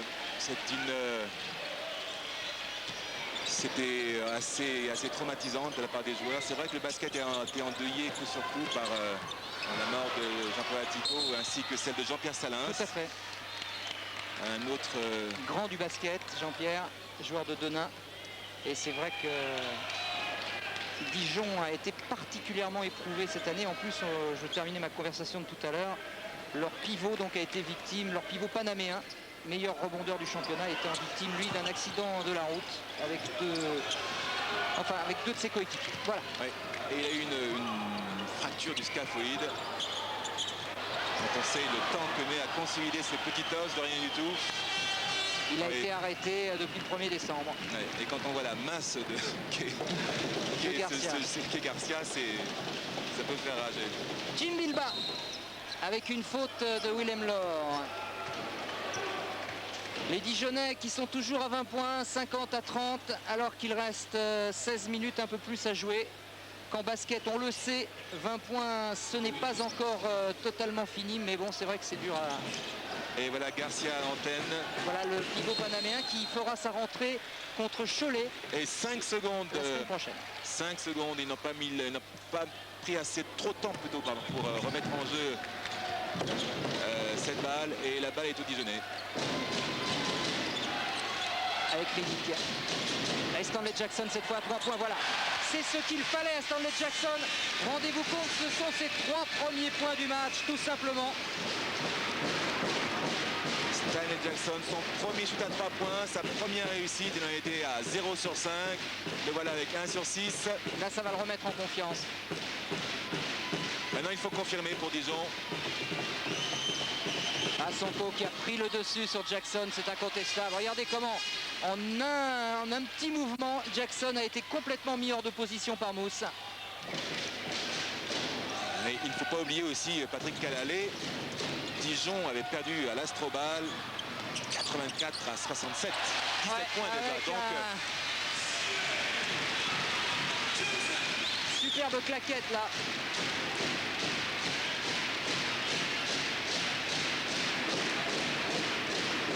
Ils se battent, on ne pourra pas leur reprocher de ne pas se battre. Et ça nous fait maintenant 52 à 35 et juste avant le tir de Moussonko qui est terrible. Terrible Moussonko qui continue à enfiler les paniers. Ah, vraiment comme des perles là. Villeurbanne continue sur ce... Regardez encore ces prises à 2 superbes. Qui n'a pas pu trouver l'or et finalement Larsson rate un panier qui semblait facile mais le rebond est dijonnais. C'est Laurent Bernard. Et toujours Laurent Bernard. Toujours Laurent Bernard. Qui en est à 12 points. Et qui à lui seul, j'allais pas dire maintient son équipe hors de l'eau parce qu'ils sont bien mouillés, mais bon, évite le pire. Avec André Riddick, le smatcher au lancer franc. Mais qu'on n'a pas trop vu pour le moment, hein, qui a été totalement mis sous les ténoirs à la fois par Jean-Gaël Percevaux, par Jim Bilba, par Maxey. Ils sont tous passés sur lui pour le réduire à pratiquement néant. Et ça remonte la balle très vite, toujours côté Villeurbanais.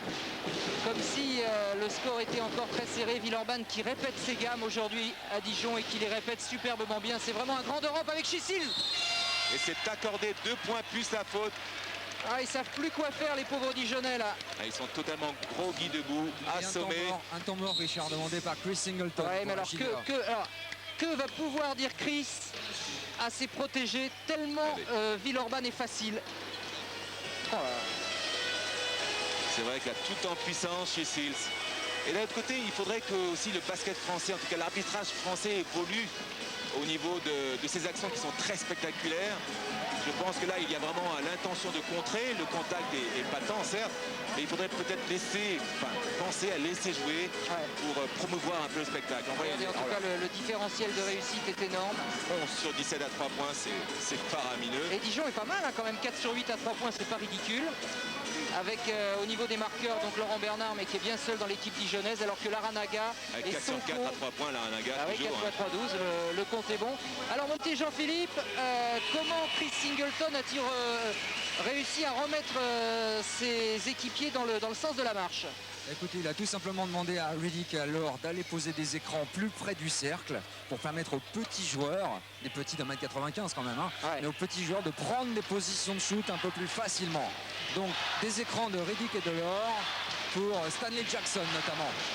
Voilà, pour essayer de mettre Jackson dans un fauteuil comme tout à l'heure. Ouais, il faut à tout prix que Jackson, c'est sans doute ce que pense leur coach, il faut à tout prix que Stanley Jackson soit l'étincelle qui mette le feu un peu sur le terrain, parce que Dijon a besoin de mettre le feu pour revenir sur, et encore une faute, pour revenir sur Villeurbanne. Mais là, ça devient insoluble. Si Dijon prend l'eau aussi au niveau du rebond, là, il n'y aura absolument plus aucune solution après. Et là, ça Chris Singleton a la conscience. Là, il fait un petit peu la moue sur son banc.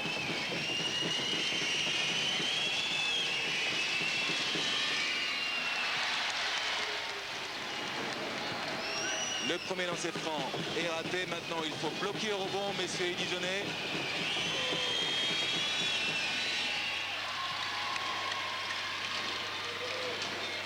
Et ça nous fait maintenant du 58 à 37. Et toujours cette prise à deux, regardez ça, là, cette prise haute. Ah, c'est extraordinaire. C'est extraordinaire, il ne sait plus quoi faire. Et Laurent Bernard a réussi à donner à Willem Laure, mais qu'il y en a encore deux sur le paletot.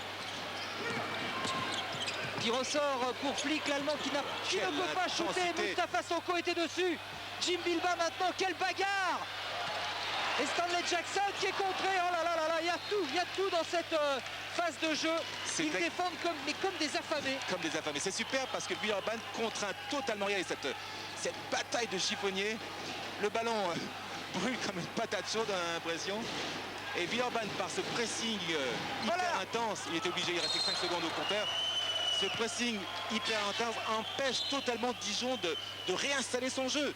Ils sont totalement en sur-régime. Mais moi, ce qui m'épate complètement, Richard, c'est que Villeurbanne a pratiquement match gagné maintenant, et pratiquement depuis le début, et il continue à défendre comme si on était en finale des championnats d'Europe et qu'il y avait pratiquement parité au score. Ça, c'est extra. Dans le match, Patrick, hein, ils ne peuvent pas se permettre de s'endormir tout simplement parce que Dijon n'attend que ça. Il faut continuer à être les agresseurs, à les provoquer et à jouer leur jeu. C'est leur jeu. Surtout ne pas jouer contre nature.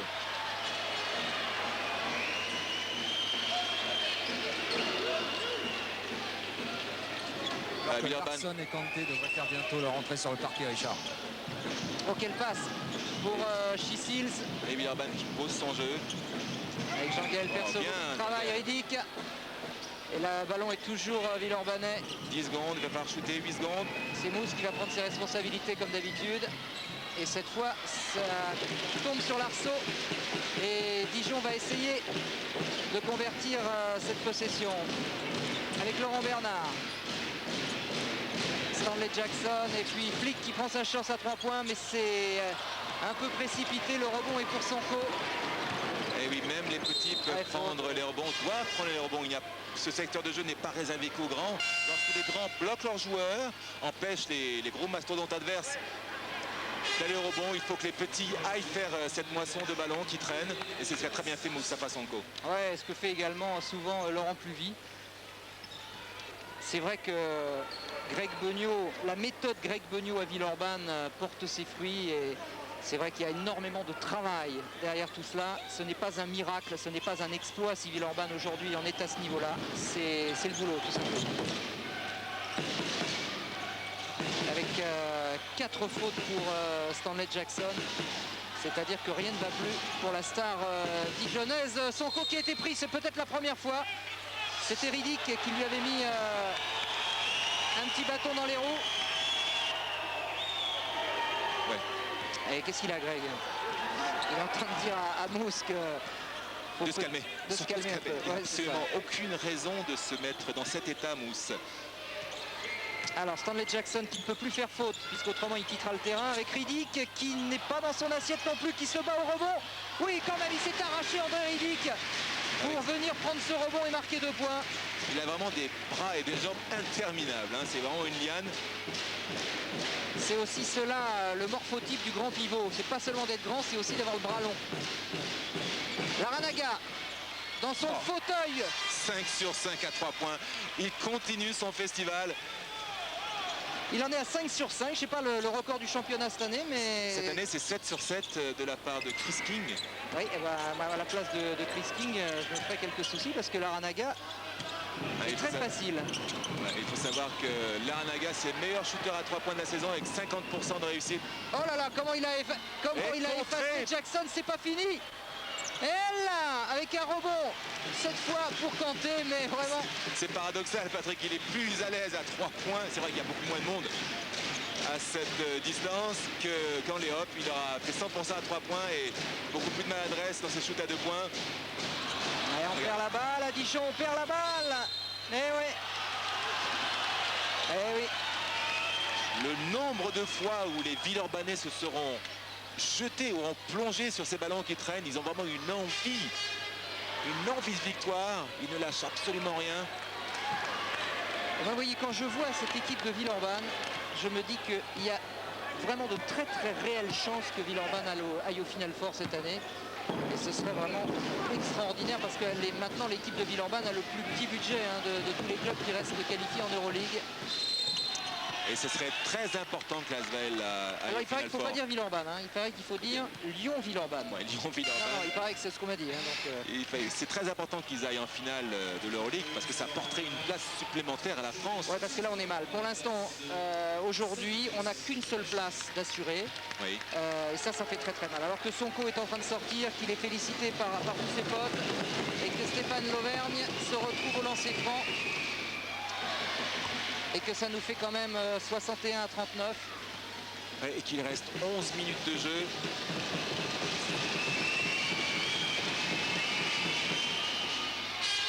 Et qu'il faut absolument que Dijon maintenant mette le feu à son palais des sports. À l'image de Laurent Bernard, un peu gêné quand même aux entournures. Et voilà marché, messieurs. Bah oui. Bah oui. Voilà aussi à quoi ça sert la défense. Ce n'est pas forcément pour voler le ballon, c'est pour gagner du temps. Là, faire des jouets. Exactement. Il les empêche totalement de déployer leur jeu, de développer leur jeu. Et puis là, en l'occurrence, ils font un marché, ils provoquent un marché. Là, vraiment, cette défense de Villeurbanne est très au point ce soir. Ça me rappelle votre défense avec le Limoges de Malkovic. C'était un peu ça aussi. C'était un petit peu ça. On n'avait pas eu de prise à deux, mais on avait une rugosité. Vous étiez comme ça que sur tous les ballons. On était comme des chiens, oui. Et c'est comme ça que vous êtes devenu champion d'Europe. Donc c'est la bonne formule aujourd'hui dans le basket européen, Richard. C'est d'être extrêmement agressif, sans faire de faute, mais très présent à chaque fois. C'est le basket européen qui s'appuie de tout son long sur la défense. La défense est vraiment le tremplin vers la victoire. Et là, ça, tous les coachs, que ce soit français ou étrangers, l'ont compris. Et c'est vrai qu'à l'époque, Malkovic avait été un petit peu un précurseur et qu'il avait été un petit peu décrié. Mais les joueurs se sont adaptés, ils ont développé d'autres qualités et maintenant ça laisse un spectacle comme ce soir. C'est vrai. Très agréable à regarder. En tout cas, j'espère que vous, spectateurs, vous prenez beaucoup de plaisir avec nous à regarder ce match. Parce qu'il y a une leçon de basket vraiment qui est récitée par ces Villeurbanais. Regardez, Larranaga encore, avec Jean-Gaël Percevaux. Et Jim au poste, un peu forcé son tir peut-être. Oh là, faute de Larsson. Là, monsieur Radonjic ne laisse absolument rien passer. Ah, il fait pas de cadeau là. Ah, lui aussi dans son match. Normal. Il y aura donc 2 lancers francs à shooter puisque Dijon a déjà 8 fautes d'équipe. Et en plus, les Dijonnais ont fait beaucoup de fautes. Eh oui. Ce qui est normal, quand on ne se sent pas dans son assiette, quand on n'arrive pas à assurer ses shoots, eh bien, on fait le geste de trop. Stéphane Lauvergne au lancer franc n'a pas plus de réussite que Jean-Gaël Percevaux tout à l'heure. Ça, c'est un secteur quand même, Richard, dans lequel il faut vraiment aussi beaucoup travailler parce que à égalité, souvent, ça fait la différence dans les matchs européens. Très souvent, ce sont les lancers francs qui font la différence. Des petits points de détail comme ça, des lancers francs loupés, des rebonds offensifs échappés, et puis à la fin, ça fait 2 points. Ou 1 point de retard et ça fait très mal. Ça nourrit d'énormes regrets. Là, il y a faute de Stéphane Lauvergne. Là, il y a 2 armoires normandes qui seront rencontrées. Et l'armoire Bernard a moins tenu le choc que l'armoire Lauvergne. Cassé un pied, là, oui. Bang. Ah oui, là, ça a fait petite glissade. Et encore, il peut s'estimer heureux, Laurent, parce que Stéphane a perdu un petit peu de poids. Et... Il était beaucoup plus massif encore. Quand il était au PSG oui, et puis à Montpellier, à Toulouse, pardon. Ah, il n'attendait pas la balle, Kanté, s'en est bien tiré, Bernard qui arrive. On avait l'impression que le panier était facile, il y avait 2 défenseurs de Villeurbanne qui sont arrivés, panier impossible. Récupération pour les Verts. La Green Team qui n'est pas loin aujourd'hui, croyez-moi, d'être au sommet de son art, vraiment. Grosse démonstration de Villeurbanne. Ah, regardez ça comme c'est facile le basket. Et ce qui est extraordinaire, c'est que même si Maxé va faire son retour maintenant, ce qui est extraordinaire, c'est que Greg Beugnot s'est passé de lui pendant il a mis Jean-Gaël Perceval. 10 bonnes minutes, bientôt 11 minutes, c'est faramineux. On n'a pratiquement pas vu la différence. C'est aussi la force d'avoir un banc. Sonko sur le banc de touche, Jim Bilba sur le banc de touche, Chisit sur le banc de touche, Maxé qui va en sortir et qui est resté un bon moment. Et Morland qui heureusement marque 2 points pour les Dijonnais. Je dis heureusement parce que Dijon ne mérite pas une telle correction, mais aujourd'hui vraiment, il n'y a rien à dire. Villeurbanne est au-dessus, et largement au-dessus. Laranaga qui a essayé une passe un peu compliquée pour Blom. Tout leur réussi, il récupère le ballon. Réussi à Villeurbanne. Il reste 9 secondes à jouer. Ouais, qu'est-ce qu'il va nous faire, Laurent? Oh oui. Avec Jean-Gaël qui est pris par Riddick, mais faute de Riddick. C'est très très bien sifflé. Je suis persuadé qu'on va le voir au ralenti.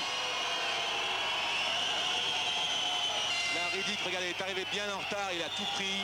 Le bras, le ballon. Il n'y a rien à dire.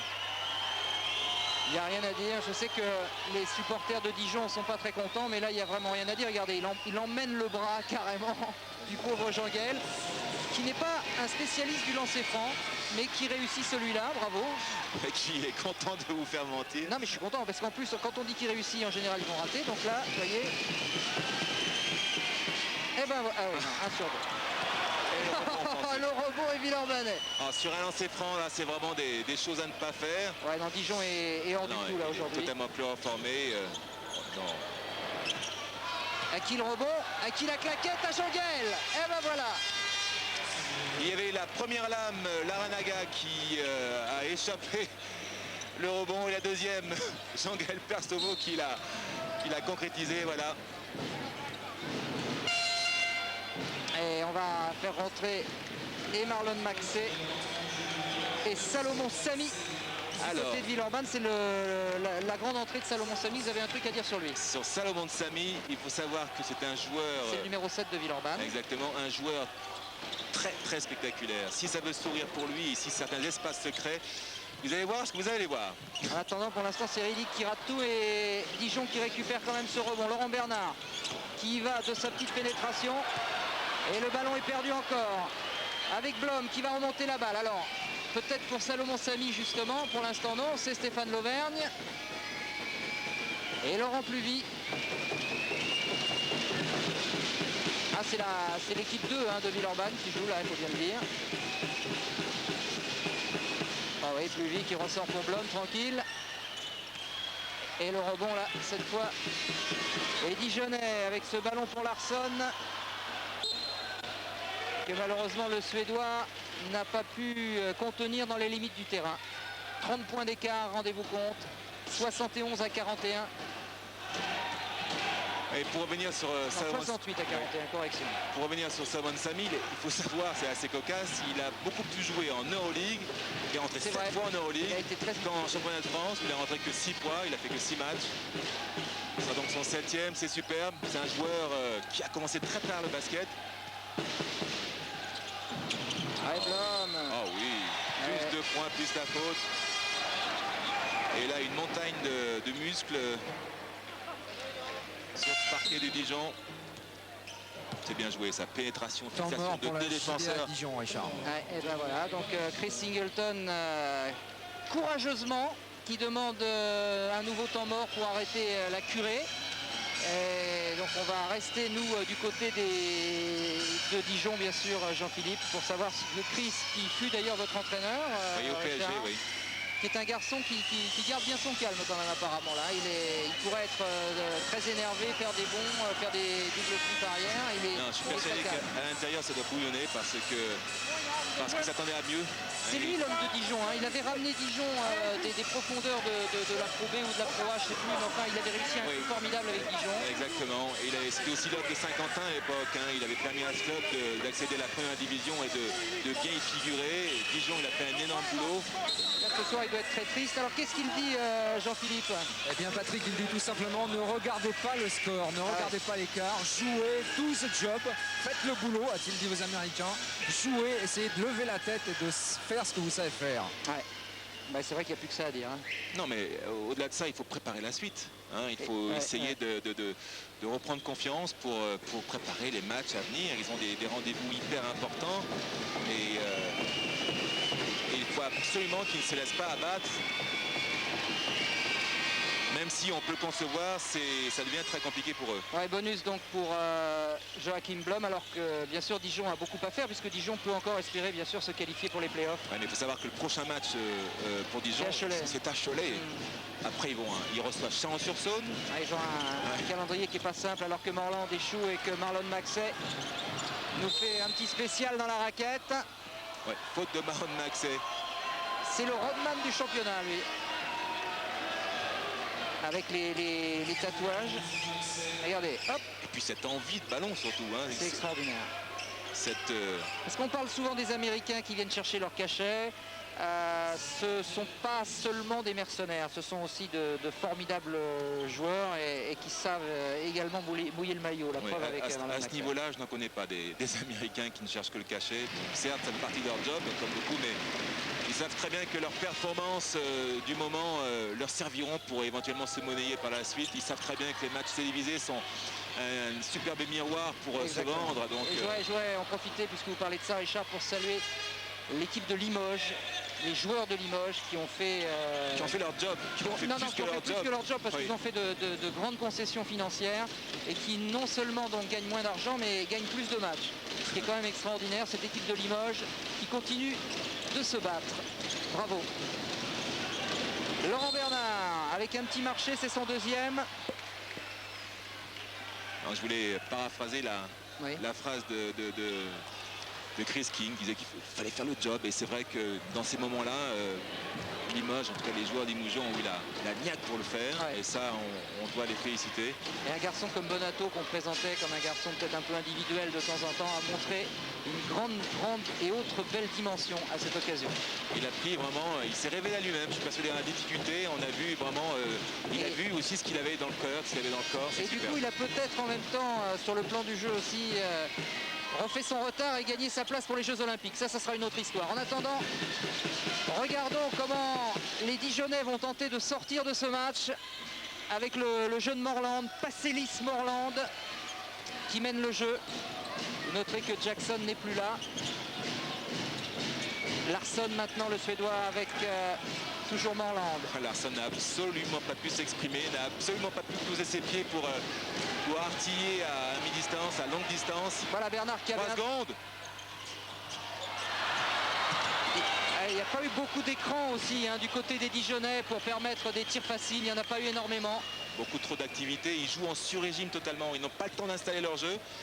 Et là, Villeurbanne domine absolument de la tête et des épaules.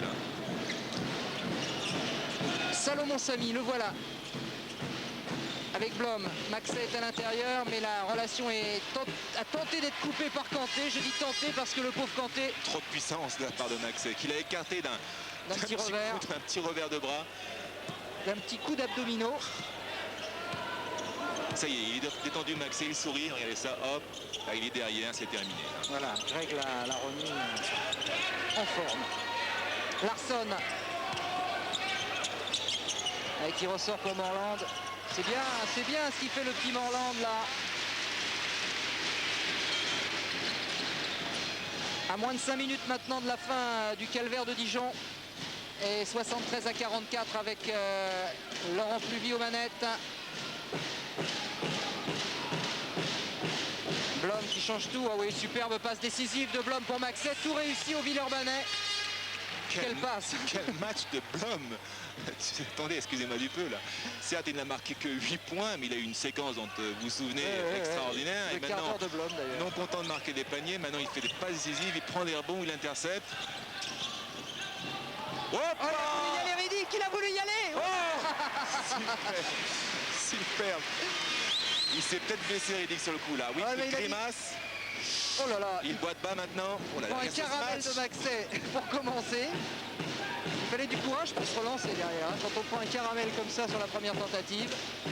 Limite, c'est la meilleure des réponses parce que sinon, je crois que Maxé lui aurait parlé un petit peu du pays après. Et alors là, c'est extraordinaire parce que Maxé fait une brique phénoménale et finalement, elle tombe dans les bras de Fluvy. Comme quoi. Regardez, c'est extraordinaire. Il y a Greg Beugnot sur le banc de touche qui dit tu continues à faire ça, tu vas aller t'asseoir sur le banc, à côté de moi. Il ne veut surtout pas le faire shooter à 3 points. Avec Laurent Bernard.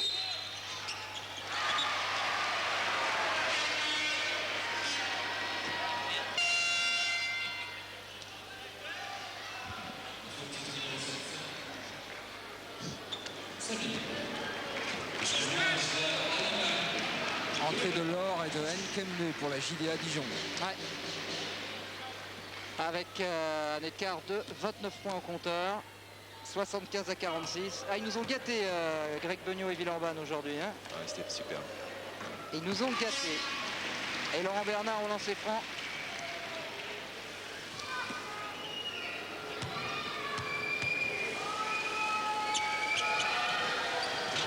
Voilà, 2 sur 2 pour Laurent Bernard. Qui en est à 14 points dans ce match. Meilleur marqueur évidemment des Dijonnais. Le meilleur marqueur du match, c'est Laranaga avec 15 points pour Villeurbanne, mais beaucoup de Villeurbanais ont marqué bien sûr. Allez, il s'est fait prendre le ballon l'Auvergne. Et Laurent Bernard qui sonne la charge. Et regardez, mésentente avec Morland.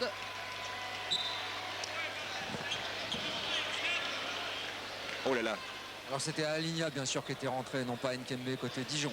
Oui, c'est l'anglais d'origine nigériane. Tout à fait, d'1m95. Voilà, donc on parlait de la puissance africaine en basket. Le Nigeria, le Sénégal, l'Angola. Aïna. Comment? Qu'est-ce que vous avez dit, Aïna, c'est Nigeria, mais je parlais de la force du basket africain. Ah, oui. Avec l'Angola, le Nigeria, le Sénégal, entre autres. Je veux dire qu'Aïna, c'était l'ancien capitaine de la sélection nationale. Regardez ça! Oh, Salomon Samy! Vous allez voir, il va s'échauffer. C'est votre poulain, lui, hein? Oui. Vous l'aimez bien, Et la hein? prochaine fois, je crois qu'il va être tout écrasé dans le cercle. Ah, ça serait bien qu'il nous fasse un petit spécial avant la fin du match. Et il y a toujours une pression terrible sur les Dijonnais. À l'image de ce pauvre Laure là qui a été pris à 2 encore. Sils qui a démarqué Riddick, voilà! Avec le bonjour d'André Riddick qui va quitter le Palais des Sports de Dijon à la fin du match et qui a quand même voulu se rappeler.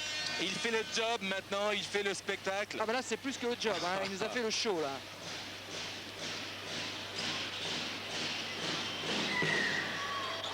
L'Auvergne qui échoue, le rebond est Dijonnais. Laurent Bernard a un bon coup à jouer, un 1 contre 1 contre Pluvy. Oui, bien fait avec la planche. Bonne équipe de Dijon là sur la fin. C'est vrai que le suspense n'est plus là, c'est clair, depuis longtemps d'ailleurs, depuis le début. Mais ils terminent la tête haute, les Dijonnais. Applique-toi, Jean-Gaël, ils peuvent s'appliquer sur ces... Ah là là, pareil pour Riddick, la relance.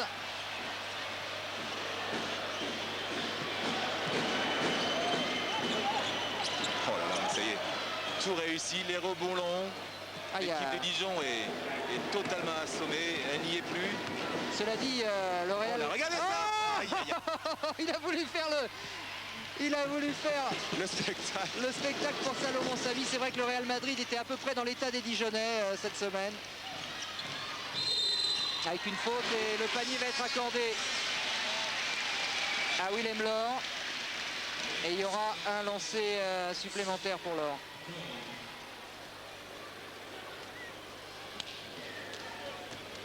Ah, c'est vrai que ce soir, tous les habituels marqueurs ou fers de lance de Dijon sont passés à la trappe, sont passés sous les noirs. On vous a parlé de Stanley Jackson. Flick aussi, Larsson. Et Kanté, pardon, Willem Laure aussi. Laure qui a marqué que 5 points. Exactement. Ils sont largement en deçà de leur moyenne en saison. Encore Blom qui joue les meneurs de jeu avec des passes décisives. En veux-tu, en voilà. Celle-là, elle était pour Stéphane Lauvergne.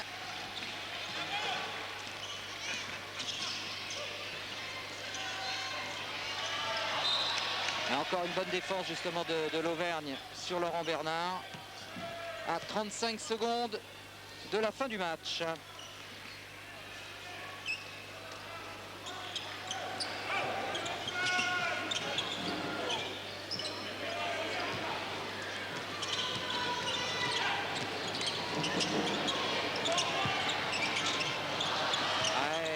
pour l'Auvergne encore. Oh, dommage. Ah, bien fait de la Pour le part du spectacle, tir. ça aurait été dommage, bien évidemment. Samy, il allait directement au dunk. Pour Dijon, mais évidemment, ça aurait été... Ça aurait été encore plus cruel. Encore alors un que... autre Wow Mr. Riddick. Eh ben on va garder côté dijonnais cette image. Et sa tête, j'ai cru qu'elle s'est percuté la tête contre la planche. Et voilà, ils disent tous André. Le public dijonnais qui remercie donc la prestation globale d'André Riddick qui va quitter le parquet, qui sera remplacé la semaine prochaine par Antonio Garcia. En attendant donc 80-57. Évidemment Richard, il n'y a pas eu photo. Mais ce que je voudrais dire, c'est que cette équipe de Villeurbanne, très honnêtement, si elle continue à jouer comme ça, elle peut faire trembler tous les grands d'Europe. Exactement, cette équipe de Villeurbanne, lorsqu'elle joue comme ça, est très impressionnante. Elle peut même arriver à faire peur. Je crois que là, elle a dû marquer l'imagination de beaucoup d'équipes téléspectatrices, entre guillemets. Ouais. Et c'est un message qui vous envoie là. Voilà, je vous propose d'aller voir El Professeur Beugnot qui va nous expliquer tout ça avec Jean-Philippe. Greg, vous avez fait tourner tout votre effectif. Vous avez eu une première mi-temps exceptionnelle, quasiment du niveau de la réussite à 3 points que vous aviez eu à Madrid. C'était facile finalement pour Villeurbanne aujourd'hui. C'est facile quand Villeurbanne défend. Quand Villeurbanne ne défend pas, c'est une autre équipe. Je trouve que cette semaine, c'est vrai qu'il ne fallait pas jouer Villeurbanne. Parce que Villeurbanne s'est mis à défendre, à monter en régime au niveau défensif. Si on en a la preuve aujourd'hui, je pense qu'il arrive un moment où les adversaires ont moins de solutions. Mais attention, il ne faut pas s'emballer, c'est bien, on est dans la bonne direction, il faut continuer. Et après, si on joue aussi collectif en attaque, c'est plus qu'évident qu'on va rassurer les coéquipiers. Avec le petit passage qui a été difficile pour nous au mois de janvier, c'est qu'en fait, tout le monde avait tendance à un petit peu tirer la couverture à lui. Et que là, honnêtement, on est bien. Alors on a vu dans le commentaire, justement, Richard et Patrick le soulignaient, on a vu qu'en deuxième période, vous avez fait tourner tout votre effectif, y compris au pivot, vous avez mis des Français, vous avez sorti les Américains volontairement. Oui, parce que d'une, ça sert à rien d'écraser une équipe en face. En plus, ils n'ont pas travaillé pendant la trêve, les pauvres, et ils n'ont pas eu de match, donc ils étaient un petit peu en deçà au niveau du rythme. Nous, on a eu la chance de faire 2 matchs, qu'on est dans le rythme européen. Maintenant, il faut que tout le monde joue, il ne faut pas taper dans le physique. Je pense qu'on est bien en ce moment physiquement, et que les rotations font aussi qu'on ne tape pas dans le physique. On a de grosses échéances qui arrivent. Il est important qu'on confirme à chaque sortie et qu'on essaye d'aller au Final Four et de garder cette première place en championnat. Alors vous êtes premier devant Limoges et Pau et en même temps il y a le Final Four avec les Turcs, c'est ça qui se profile à l'horizon. Une qualification contre Istanbul éventuellement. Ouais, il faudra obligatoirement aller faire un gros match, un des deux à FS. Bien évidemment gagner à domicile. Mais bon, si la dynamique est comme ça, on essaiera, on tentera. Il ne faut pas avoir de regrets. Si on passe pas, c'est qu'on aura tout donné et que l'équipe adverse est plus fort. Avec l'état d'esprit qu'on a à l'heure actuelle, à mon avis, on a peut-être une chance. Mais il faut s'investir complètement et faire comme on a fait là. En tout cas, vous nous avez donné un spectacle assez exceptionnel. Pau avait perdu ici, Limoges aussi, vous partez en vainqueur. Oui, écoutez, il y a d'autres endroits où il faut gagner. Le basket français est honnêtement beaucoup plus dur à pratiquer. En ce moment, il y a très bonnes équipes et c'est dur de s'imposer dans les salles. C'est pour ça que c'est une bonne opération pour nous.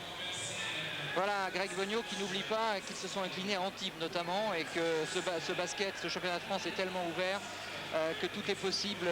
Richard, on peut simplement regretter qu'aujourd'hui nos amis dijonnais n'aient pas pu gêner un peu plus Villeurbanne. Non pas qu'on soit pro-dijonnais ou pro-villeurbanais, mais c'est simplement un problème de spectacle. Oui, je n'ai pas entendu votre question, Patrick. C'est pas grave. Vous êtes en train déjà de nous préparer votre palette et quelques beaux paniers que René Père va nous proposer parce que ce match a été extrêmement spectaculaire. On va le regarder avec Monsieur Dunk, Monsieur Riddick qui va manquer dans ce championnat parce que c'est vrai qu'il était... C'était le deuxième meilleur dunker du championnat ainsi que le deuxième meilleur contreur. C'est vrai que des matchs, on en a eu énormément ce soir. Je crois qu'au niveau spectacle, on a pu vraiment apprécier. Ça c'est Marlon Maxey qui nous fait son smash d'une seule main avec petite rotation sur le cercle. Il aurait pu se désarticuler l'épaule là. Ouais, mais il mérite une bonne note artistique. Là on a carrément eu un concours de smash dans cette partie. J'espère que vous avez pris du plaisir. Avec ici beau travail aussi de She-Seals qui retrouve... pardon, de She-Seals, de l'autre côté là. Dayinla qui démarque Riddick. Voilà, et là le voilà, j'étais en avance d'une séquence et bim avec un petit choc caméra.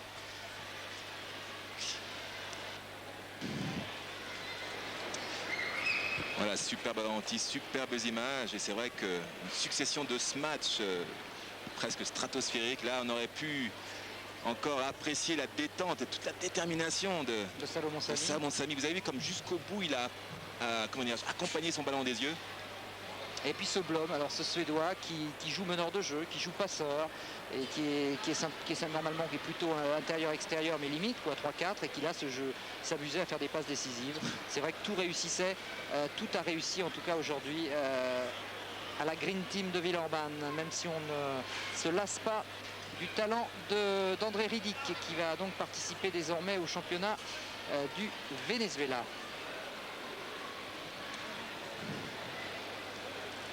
Et vous, Richard, vous nous avez préparé une petite palette. Une petite palette pour voir comment Villeurbanne a su mettre en position son pivot Maxé. Regardez, hop, il va y avoir écran de Maxé sur le meneur de jeu, le petit Morlandais, qui essayait de défendre sur Pluvy. Et dans le même temps, il y a derrière Laranaga, qui a, voilà, sur l'écran, qui va faire écran donc, sur le défenseur de Maxé. Là, il y a un gros problème de communication, là, vous voyez. Et la Maxé va se précipiter à l'intérieur de la peinture en ligne de fond. Regardez ça. Et pendant ce temps-là, Blom, qui a le ballon en main, voilà, va produire une superbe passe décisive. Et dernier panier, tranquille. Voilà, c'est très très bien joué. Un jeu collectif très très bien léché. Et des systèmes de jeu vraiment récités à la perfection. Eh oui, c'est tout le travail de Villeurbanne. Alors, bon, Dijon aujourd'hui n'a peut-être pas le cœur à faire la fête, mais la fête elle aura lieu quand même à Dijon et ils ont eu une belle idée. Le samedi 16 septembre, la JDA a décidé de faire une grande fête pour ses 120 ans d'existence, ses 75 ans de basketball, ça fait quand même un paquet. Et ils demandent à tous ceux qui ont joué à Dijon, et bien tout simplement de prendre contact avec le club de manière à faire la fête le 16 septembre. Et il y aura ensuite en fin de soirée un match entre Dijon contre une très grande équipe. Alors, ça peut être très sympa, oui. Voilà, donc il faut prendre contact avec le club pour les anciens joueurs. L'analyse de Docteur Dacoury sur les statistiques qui malheureusement là là il n'y a pas besoin d'être docteur pour comprendre que l'Asvel a totalement dominé dans tous les secteurs de jeu Dijon, même au rebond. Dijon qui était le meilleur rebondeur, l'équipe meilleur rebondeur du championnat, a été dominé la tête et les épaules, 33 rebonds à 25. Au pourcentage on ne vous en parle pas, c'est énorme. À la passe, bon, ils ont été beaucoup plus agressifs aussi, c'est la raison pour laquelle ils ont fait un petit peu plus de fautes, c'est très très léger. Et puis c'est vrai que cette défense tout terrain avec ses prises à deux est très coûteuse en termes de fautes et aussi physiquement, mais malgré tout, ils ont pu ouvrir leur banc et faire tourner tout leur monde. Je crois qu'on a une petite image du vestiaire, Richard va peut-être y passer, voir ce qui se passe dans les vestiaires actuellement.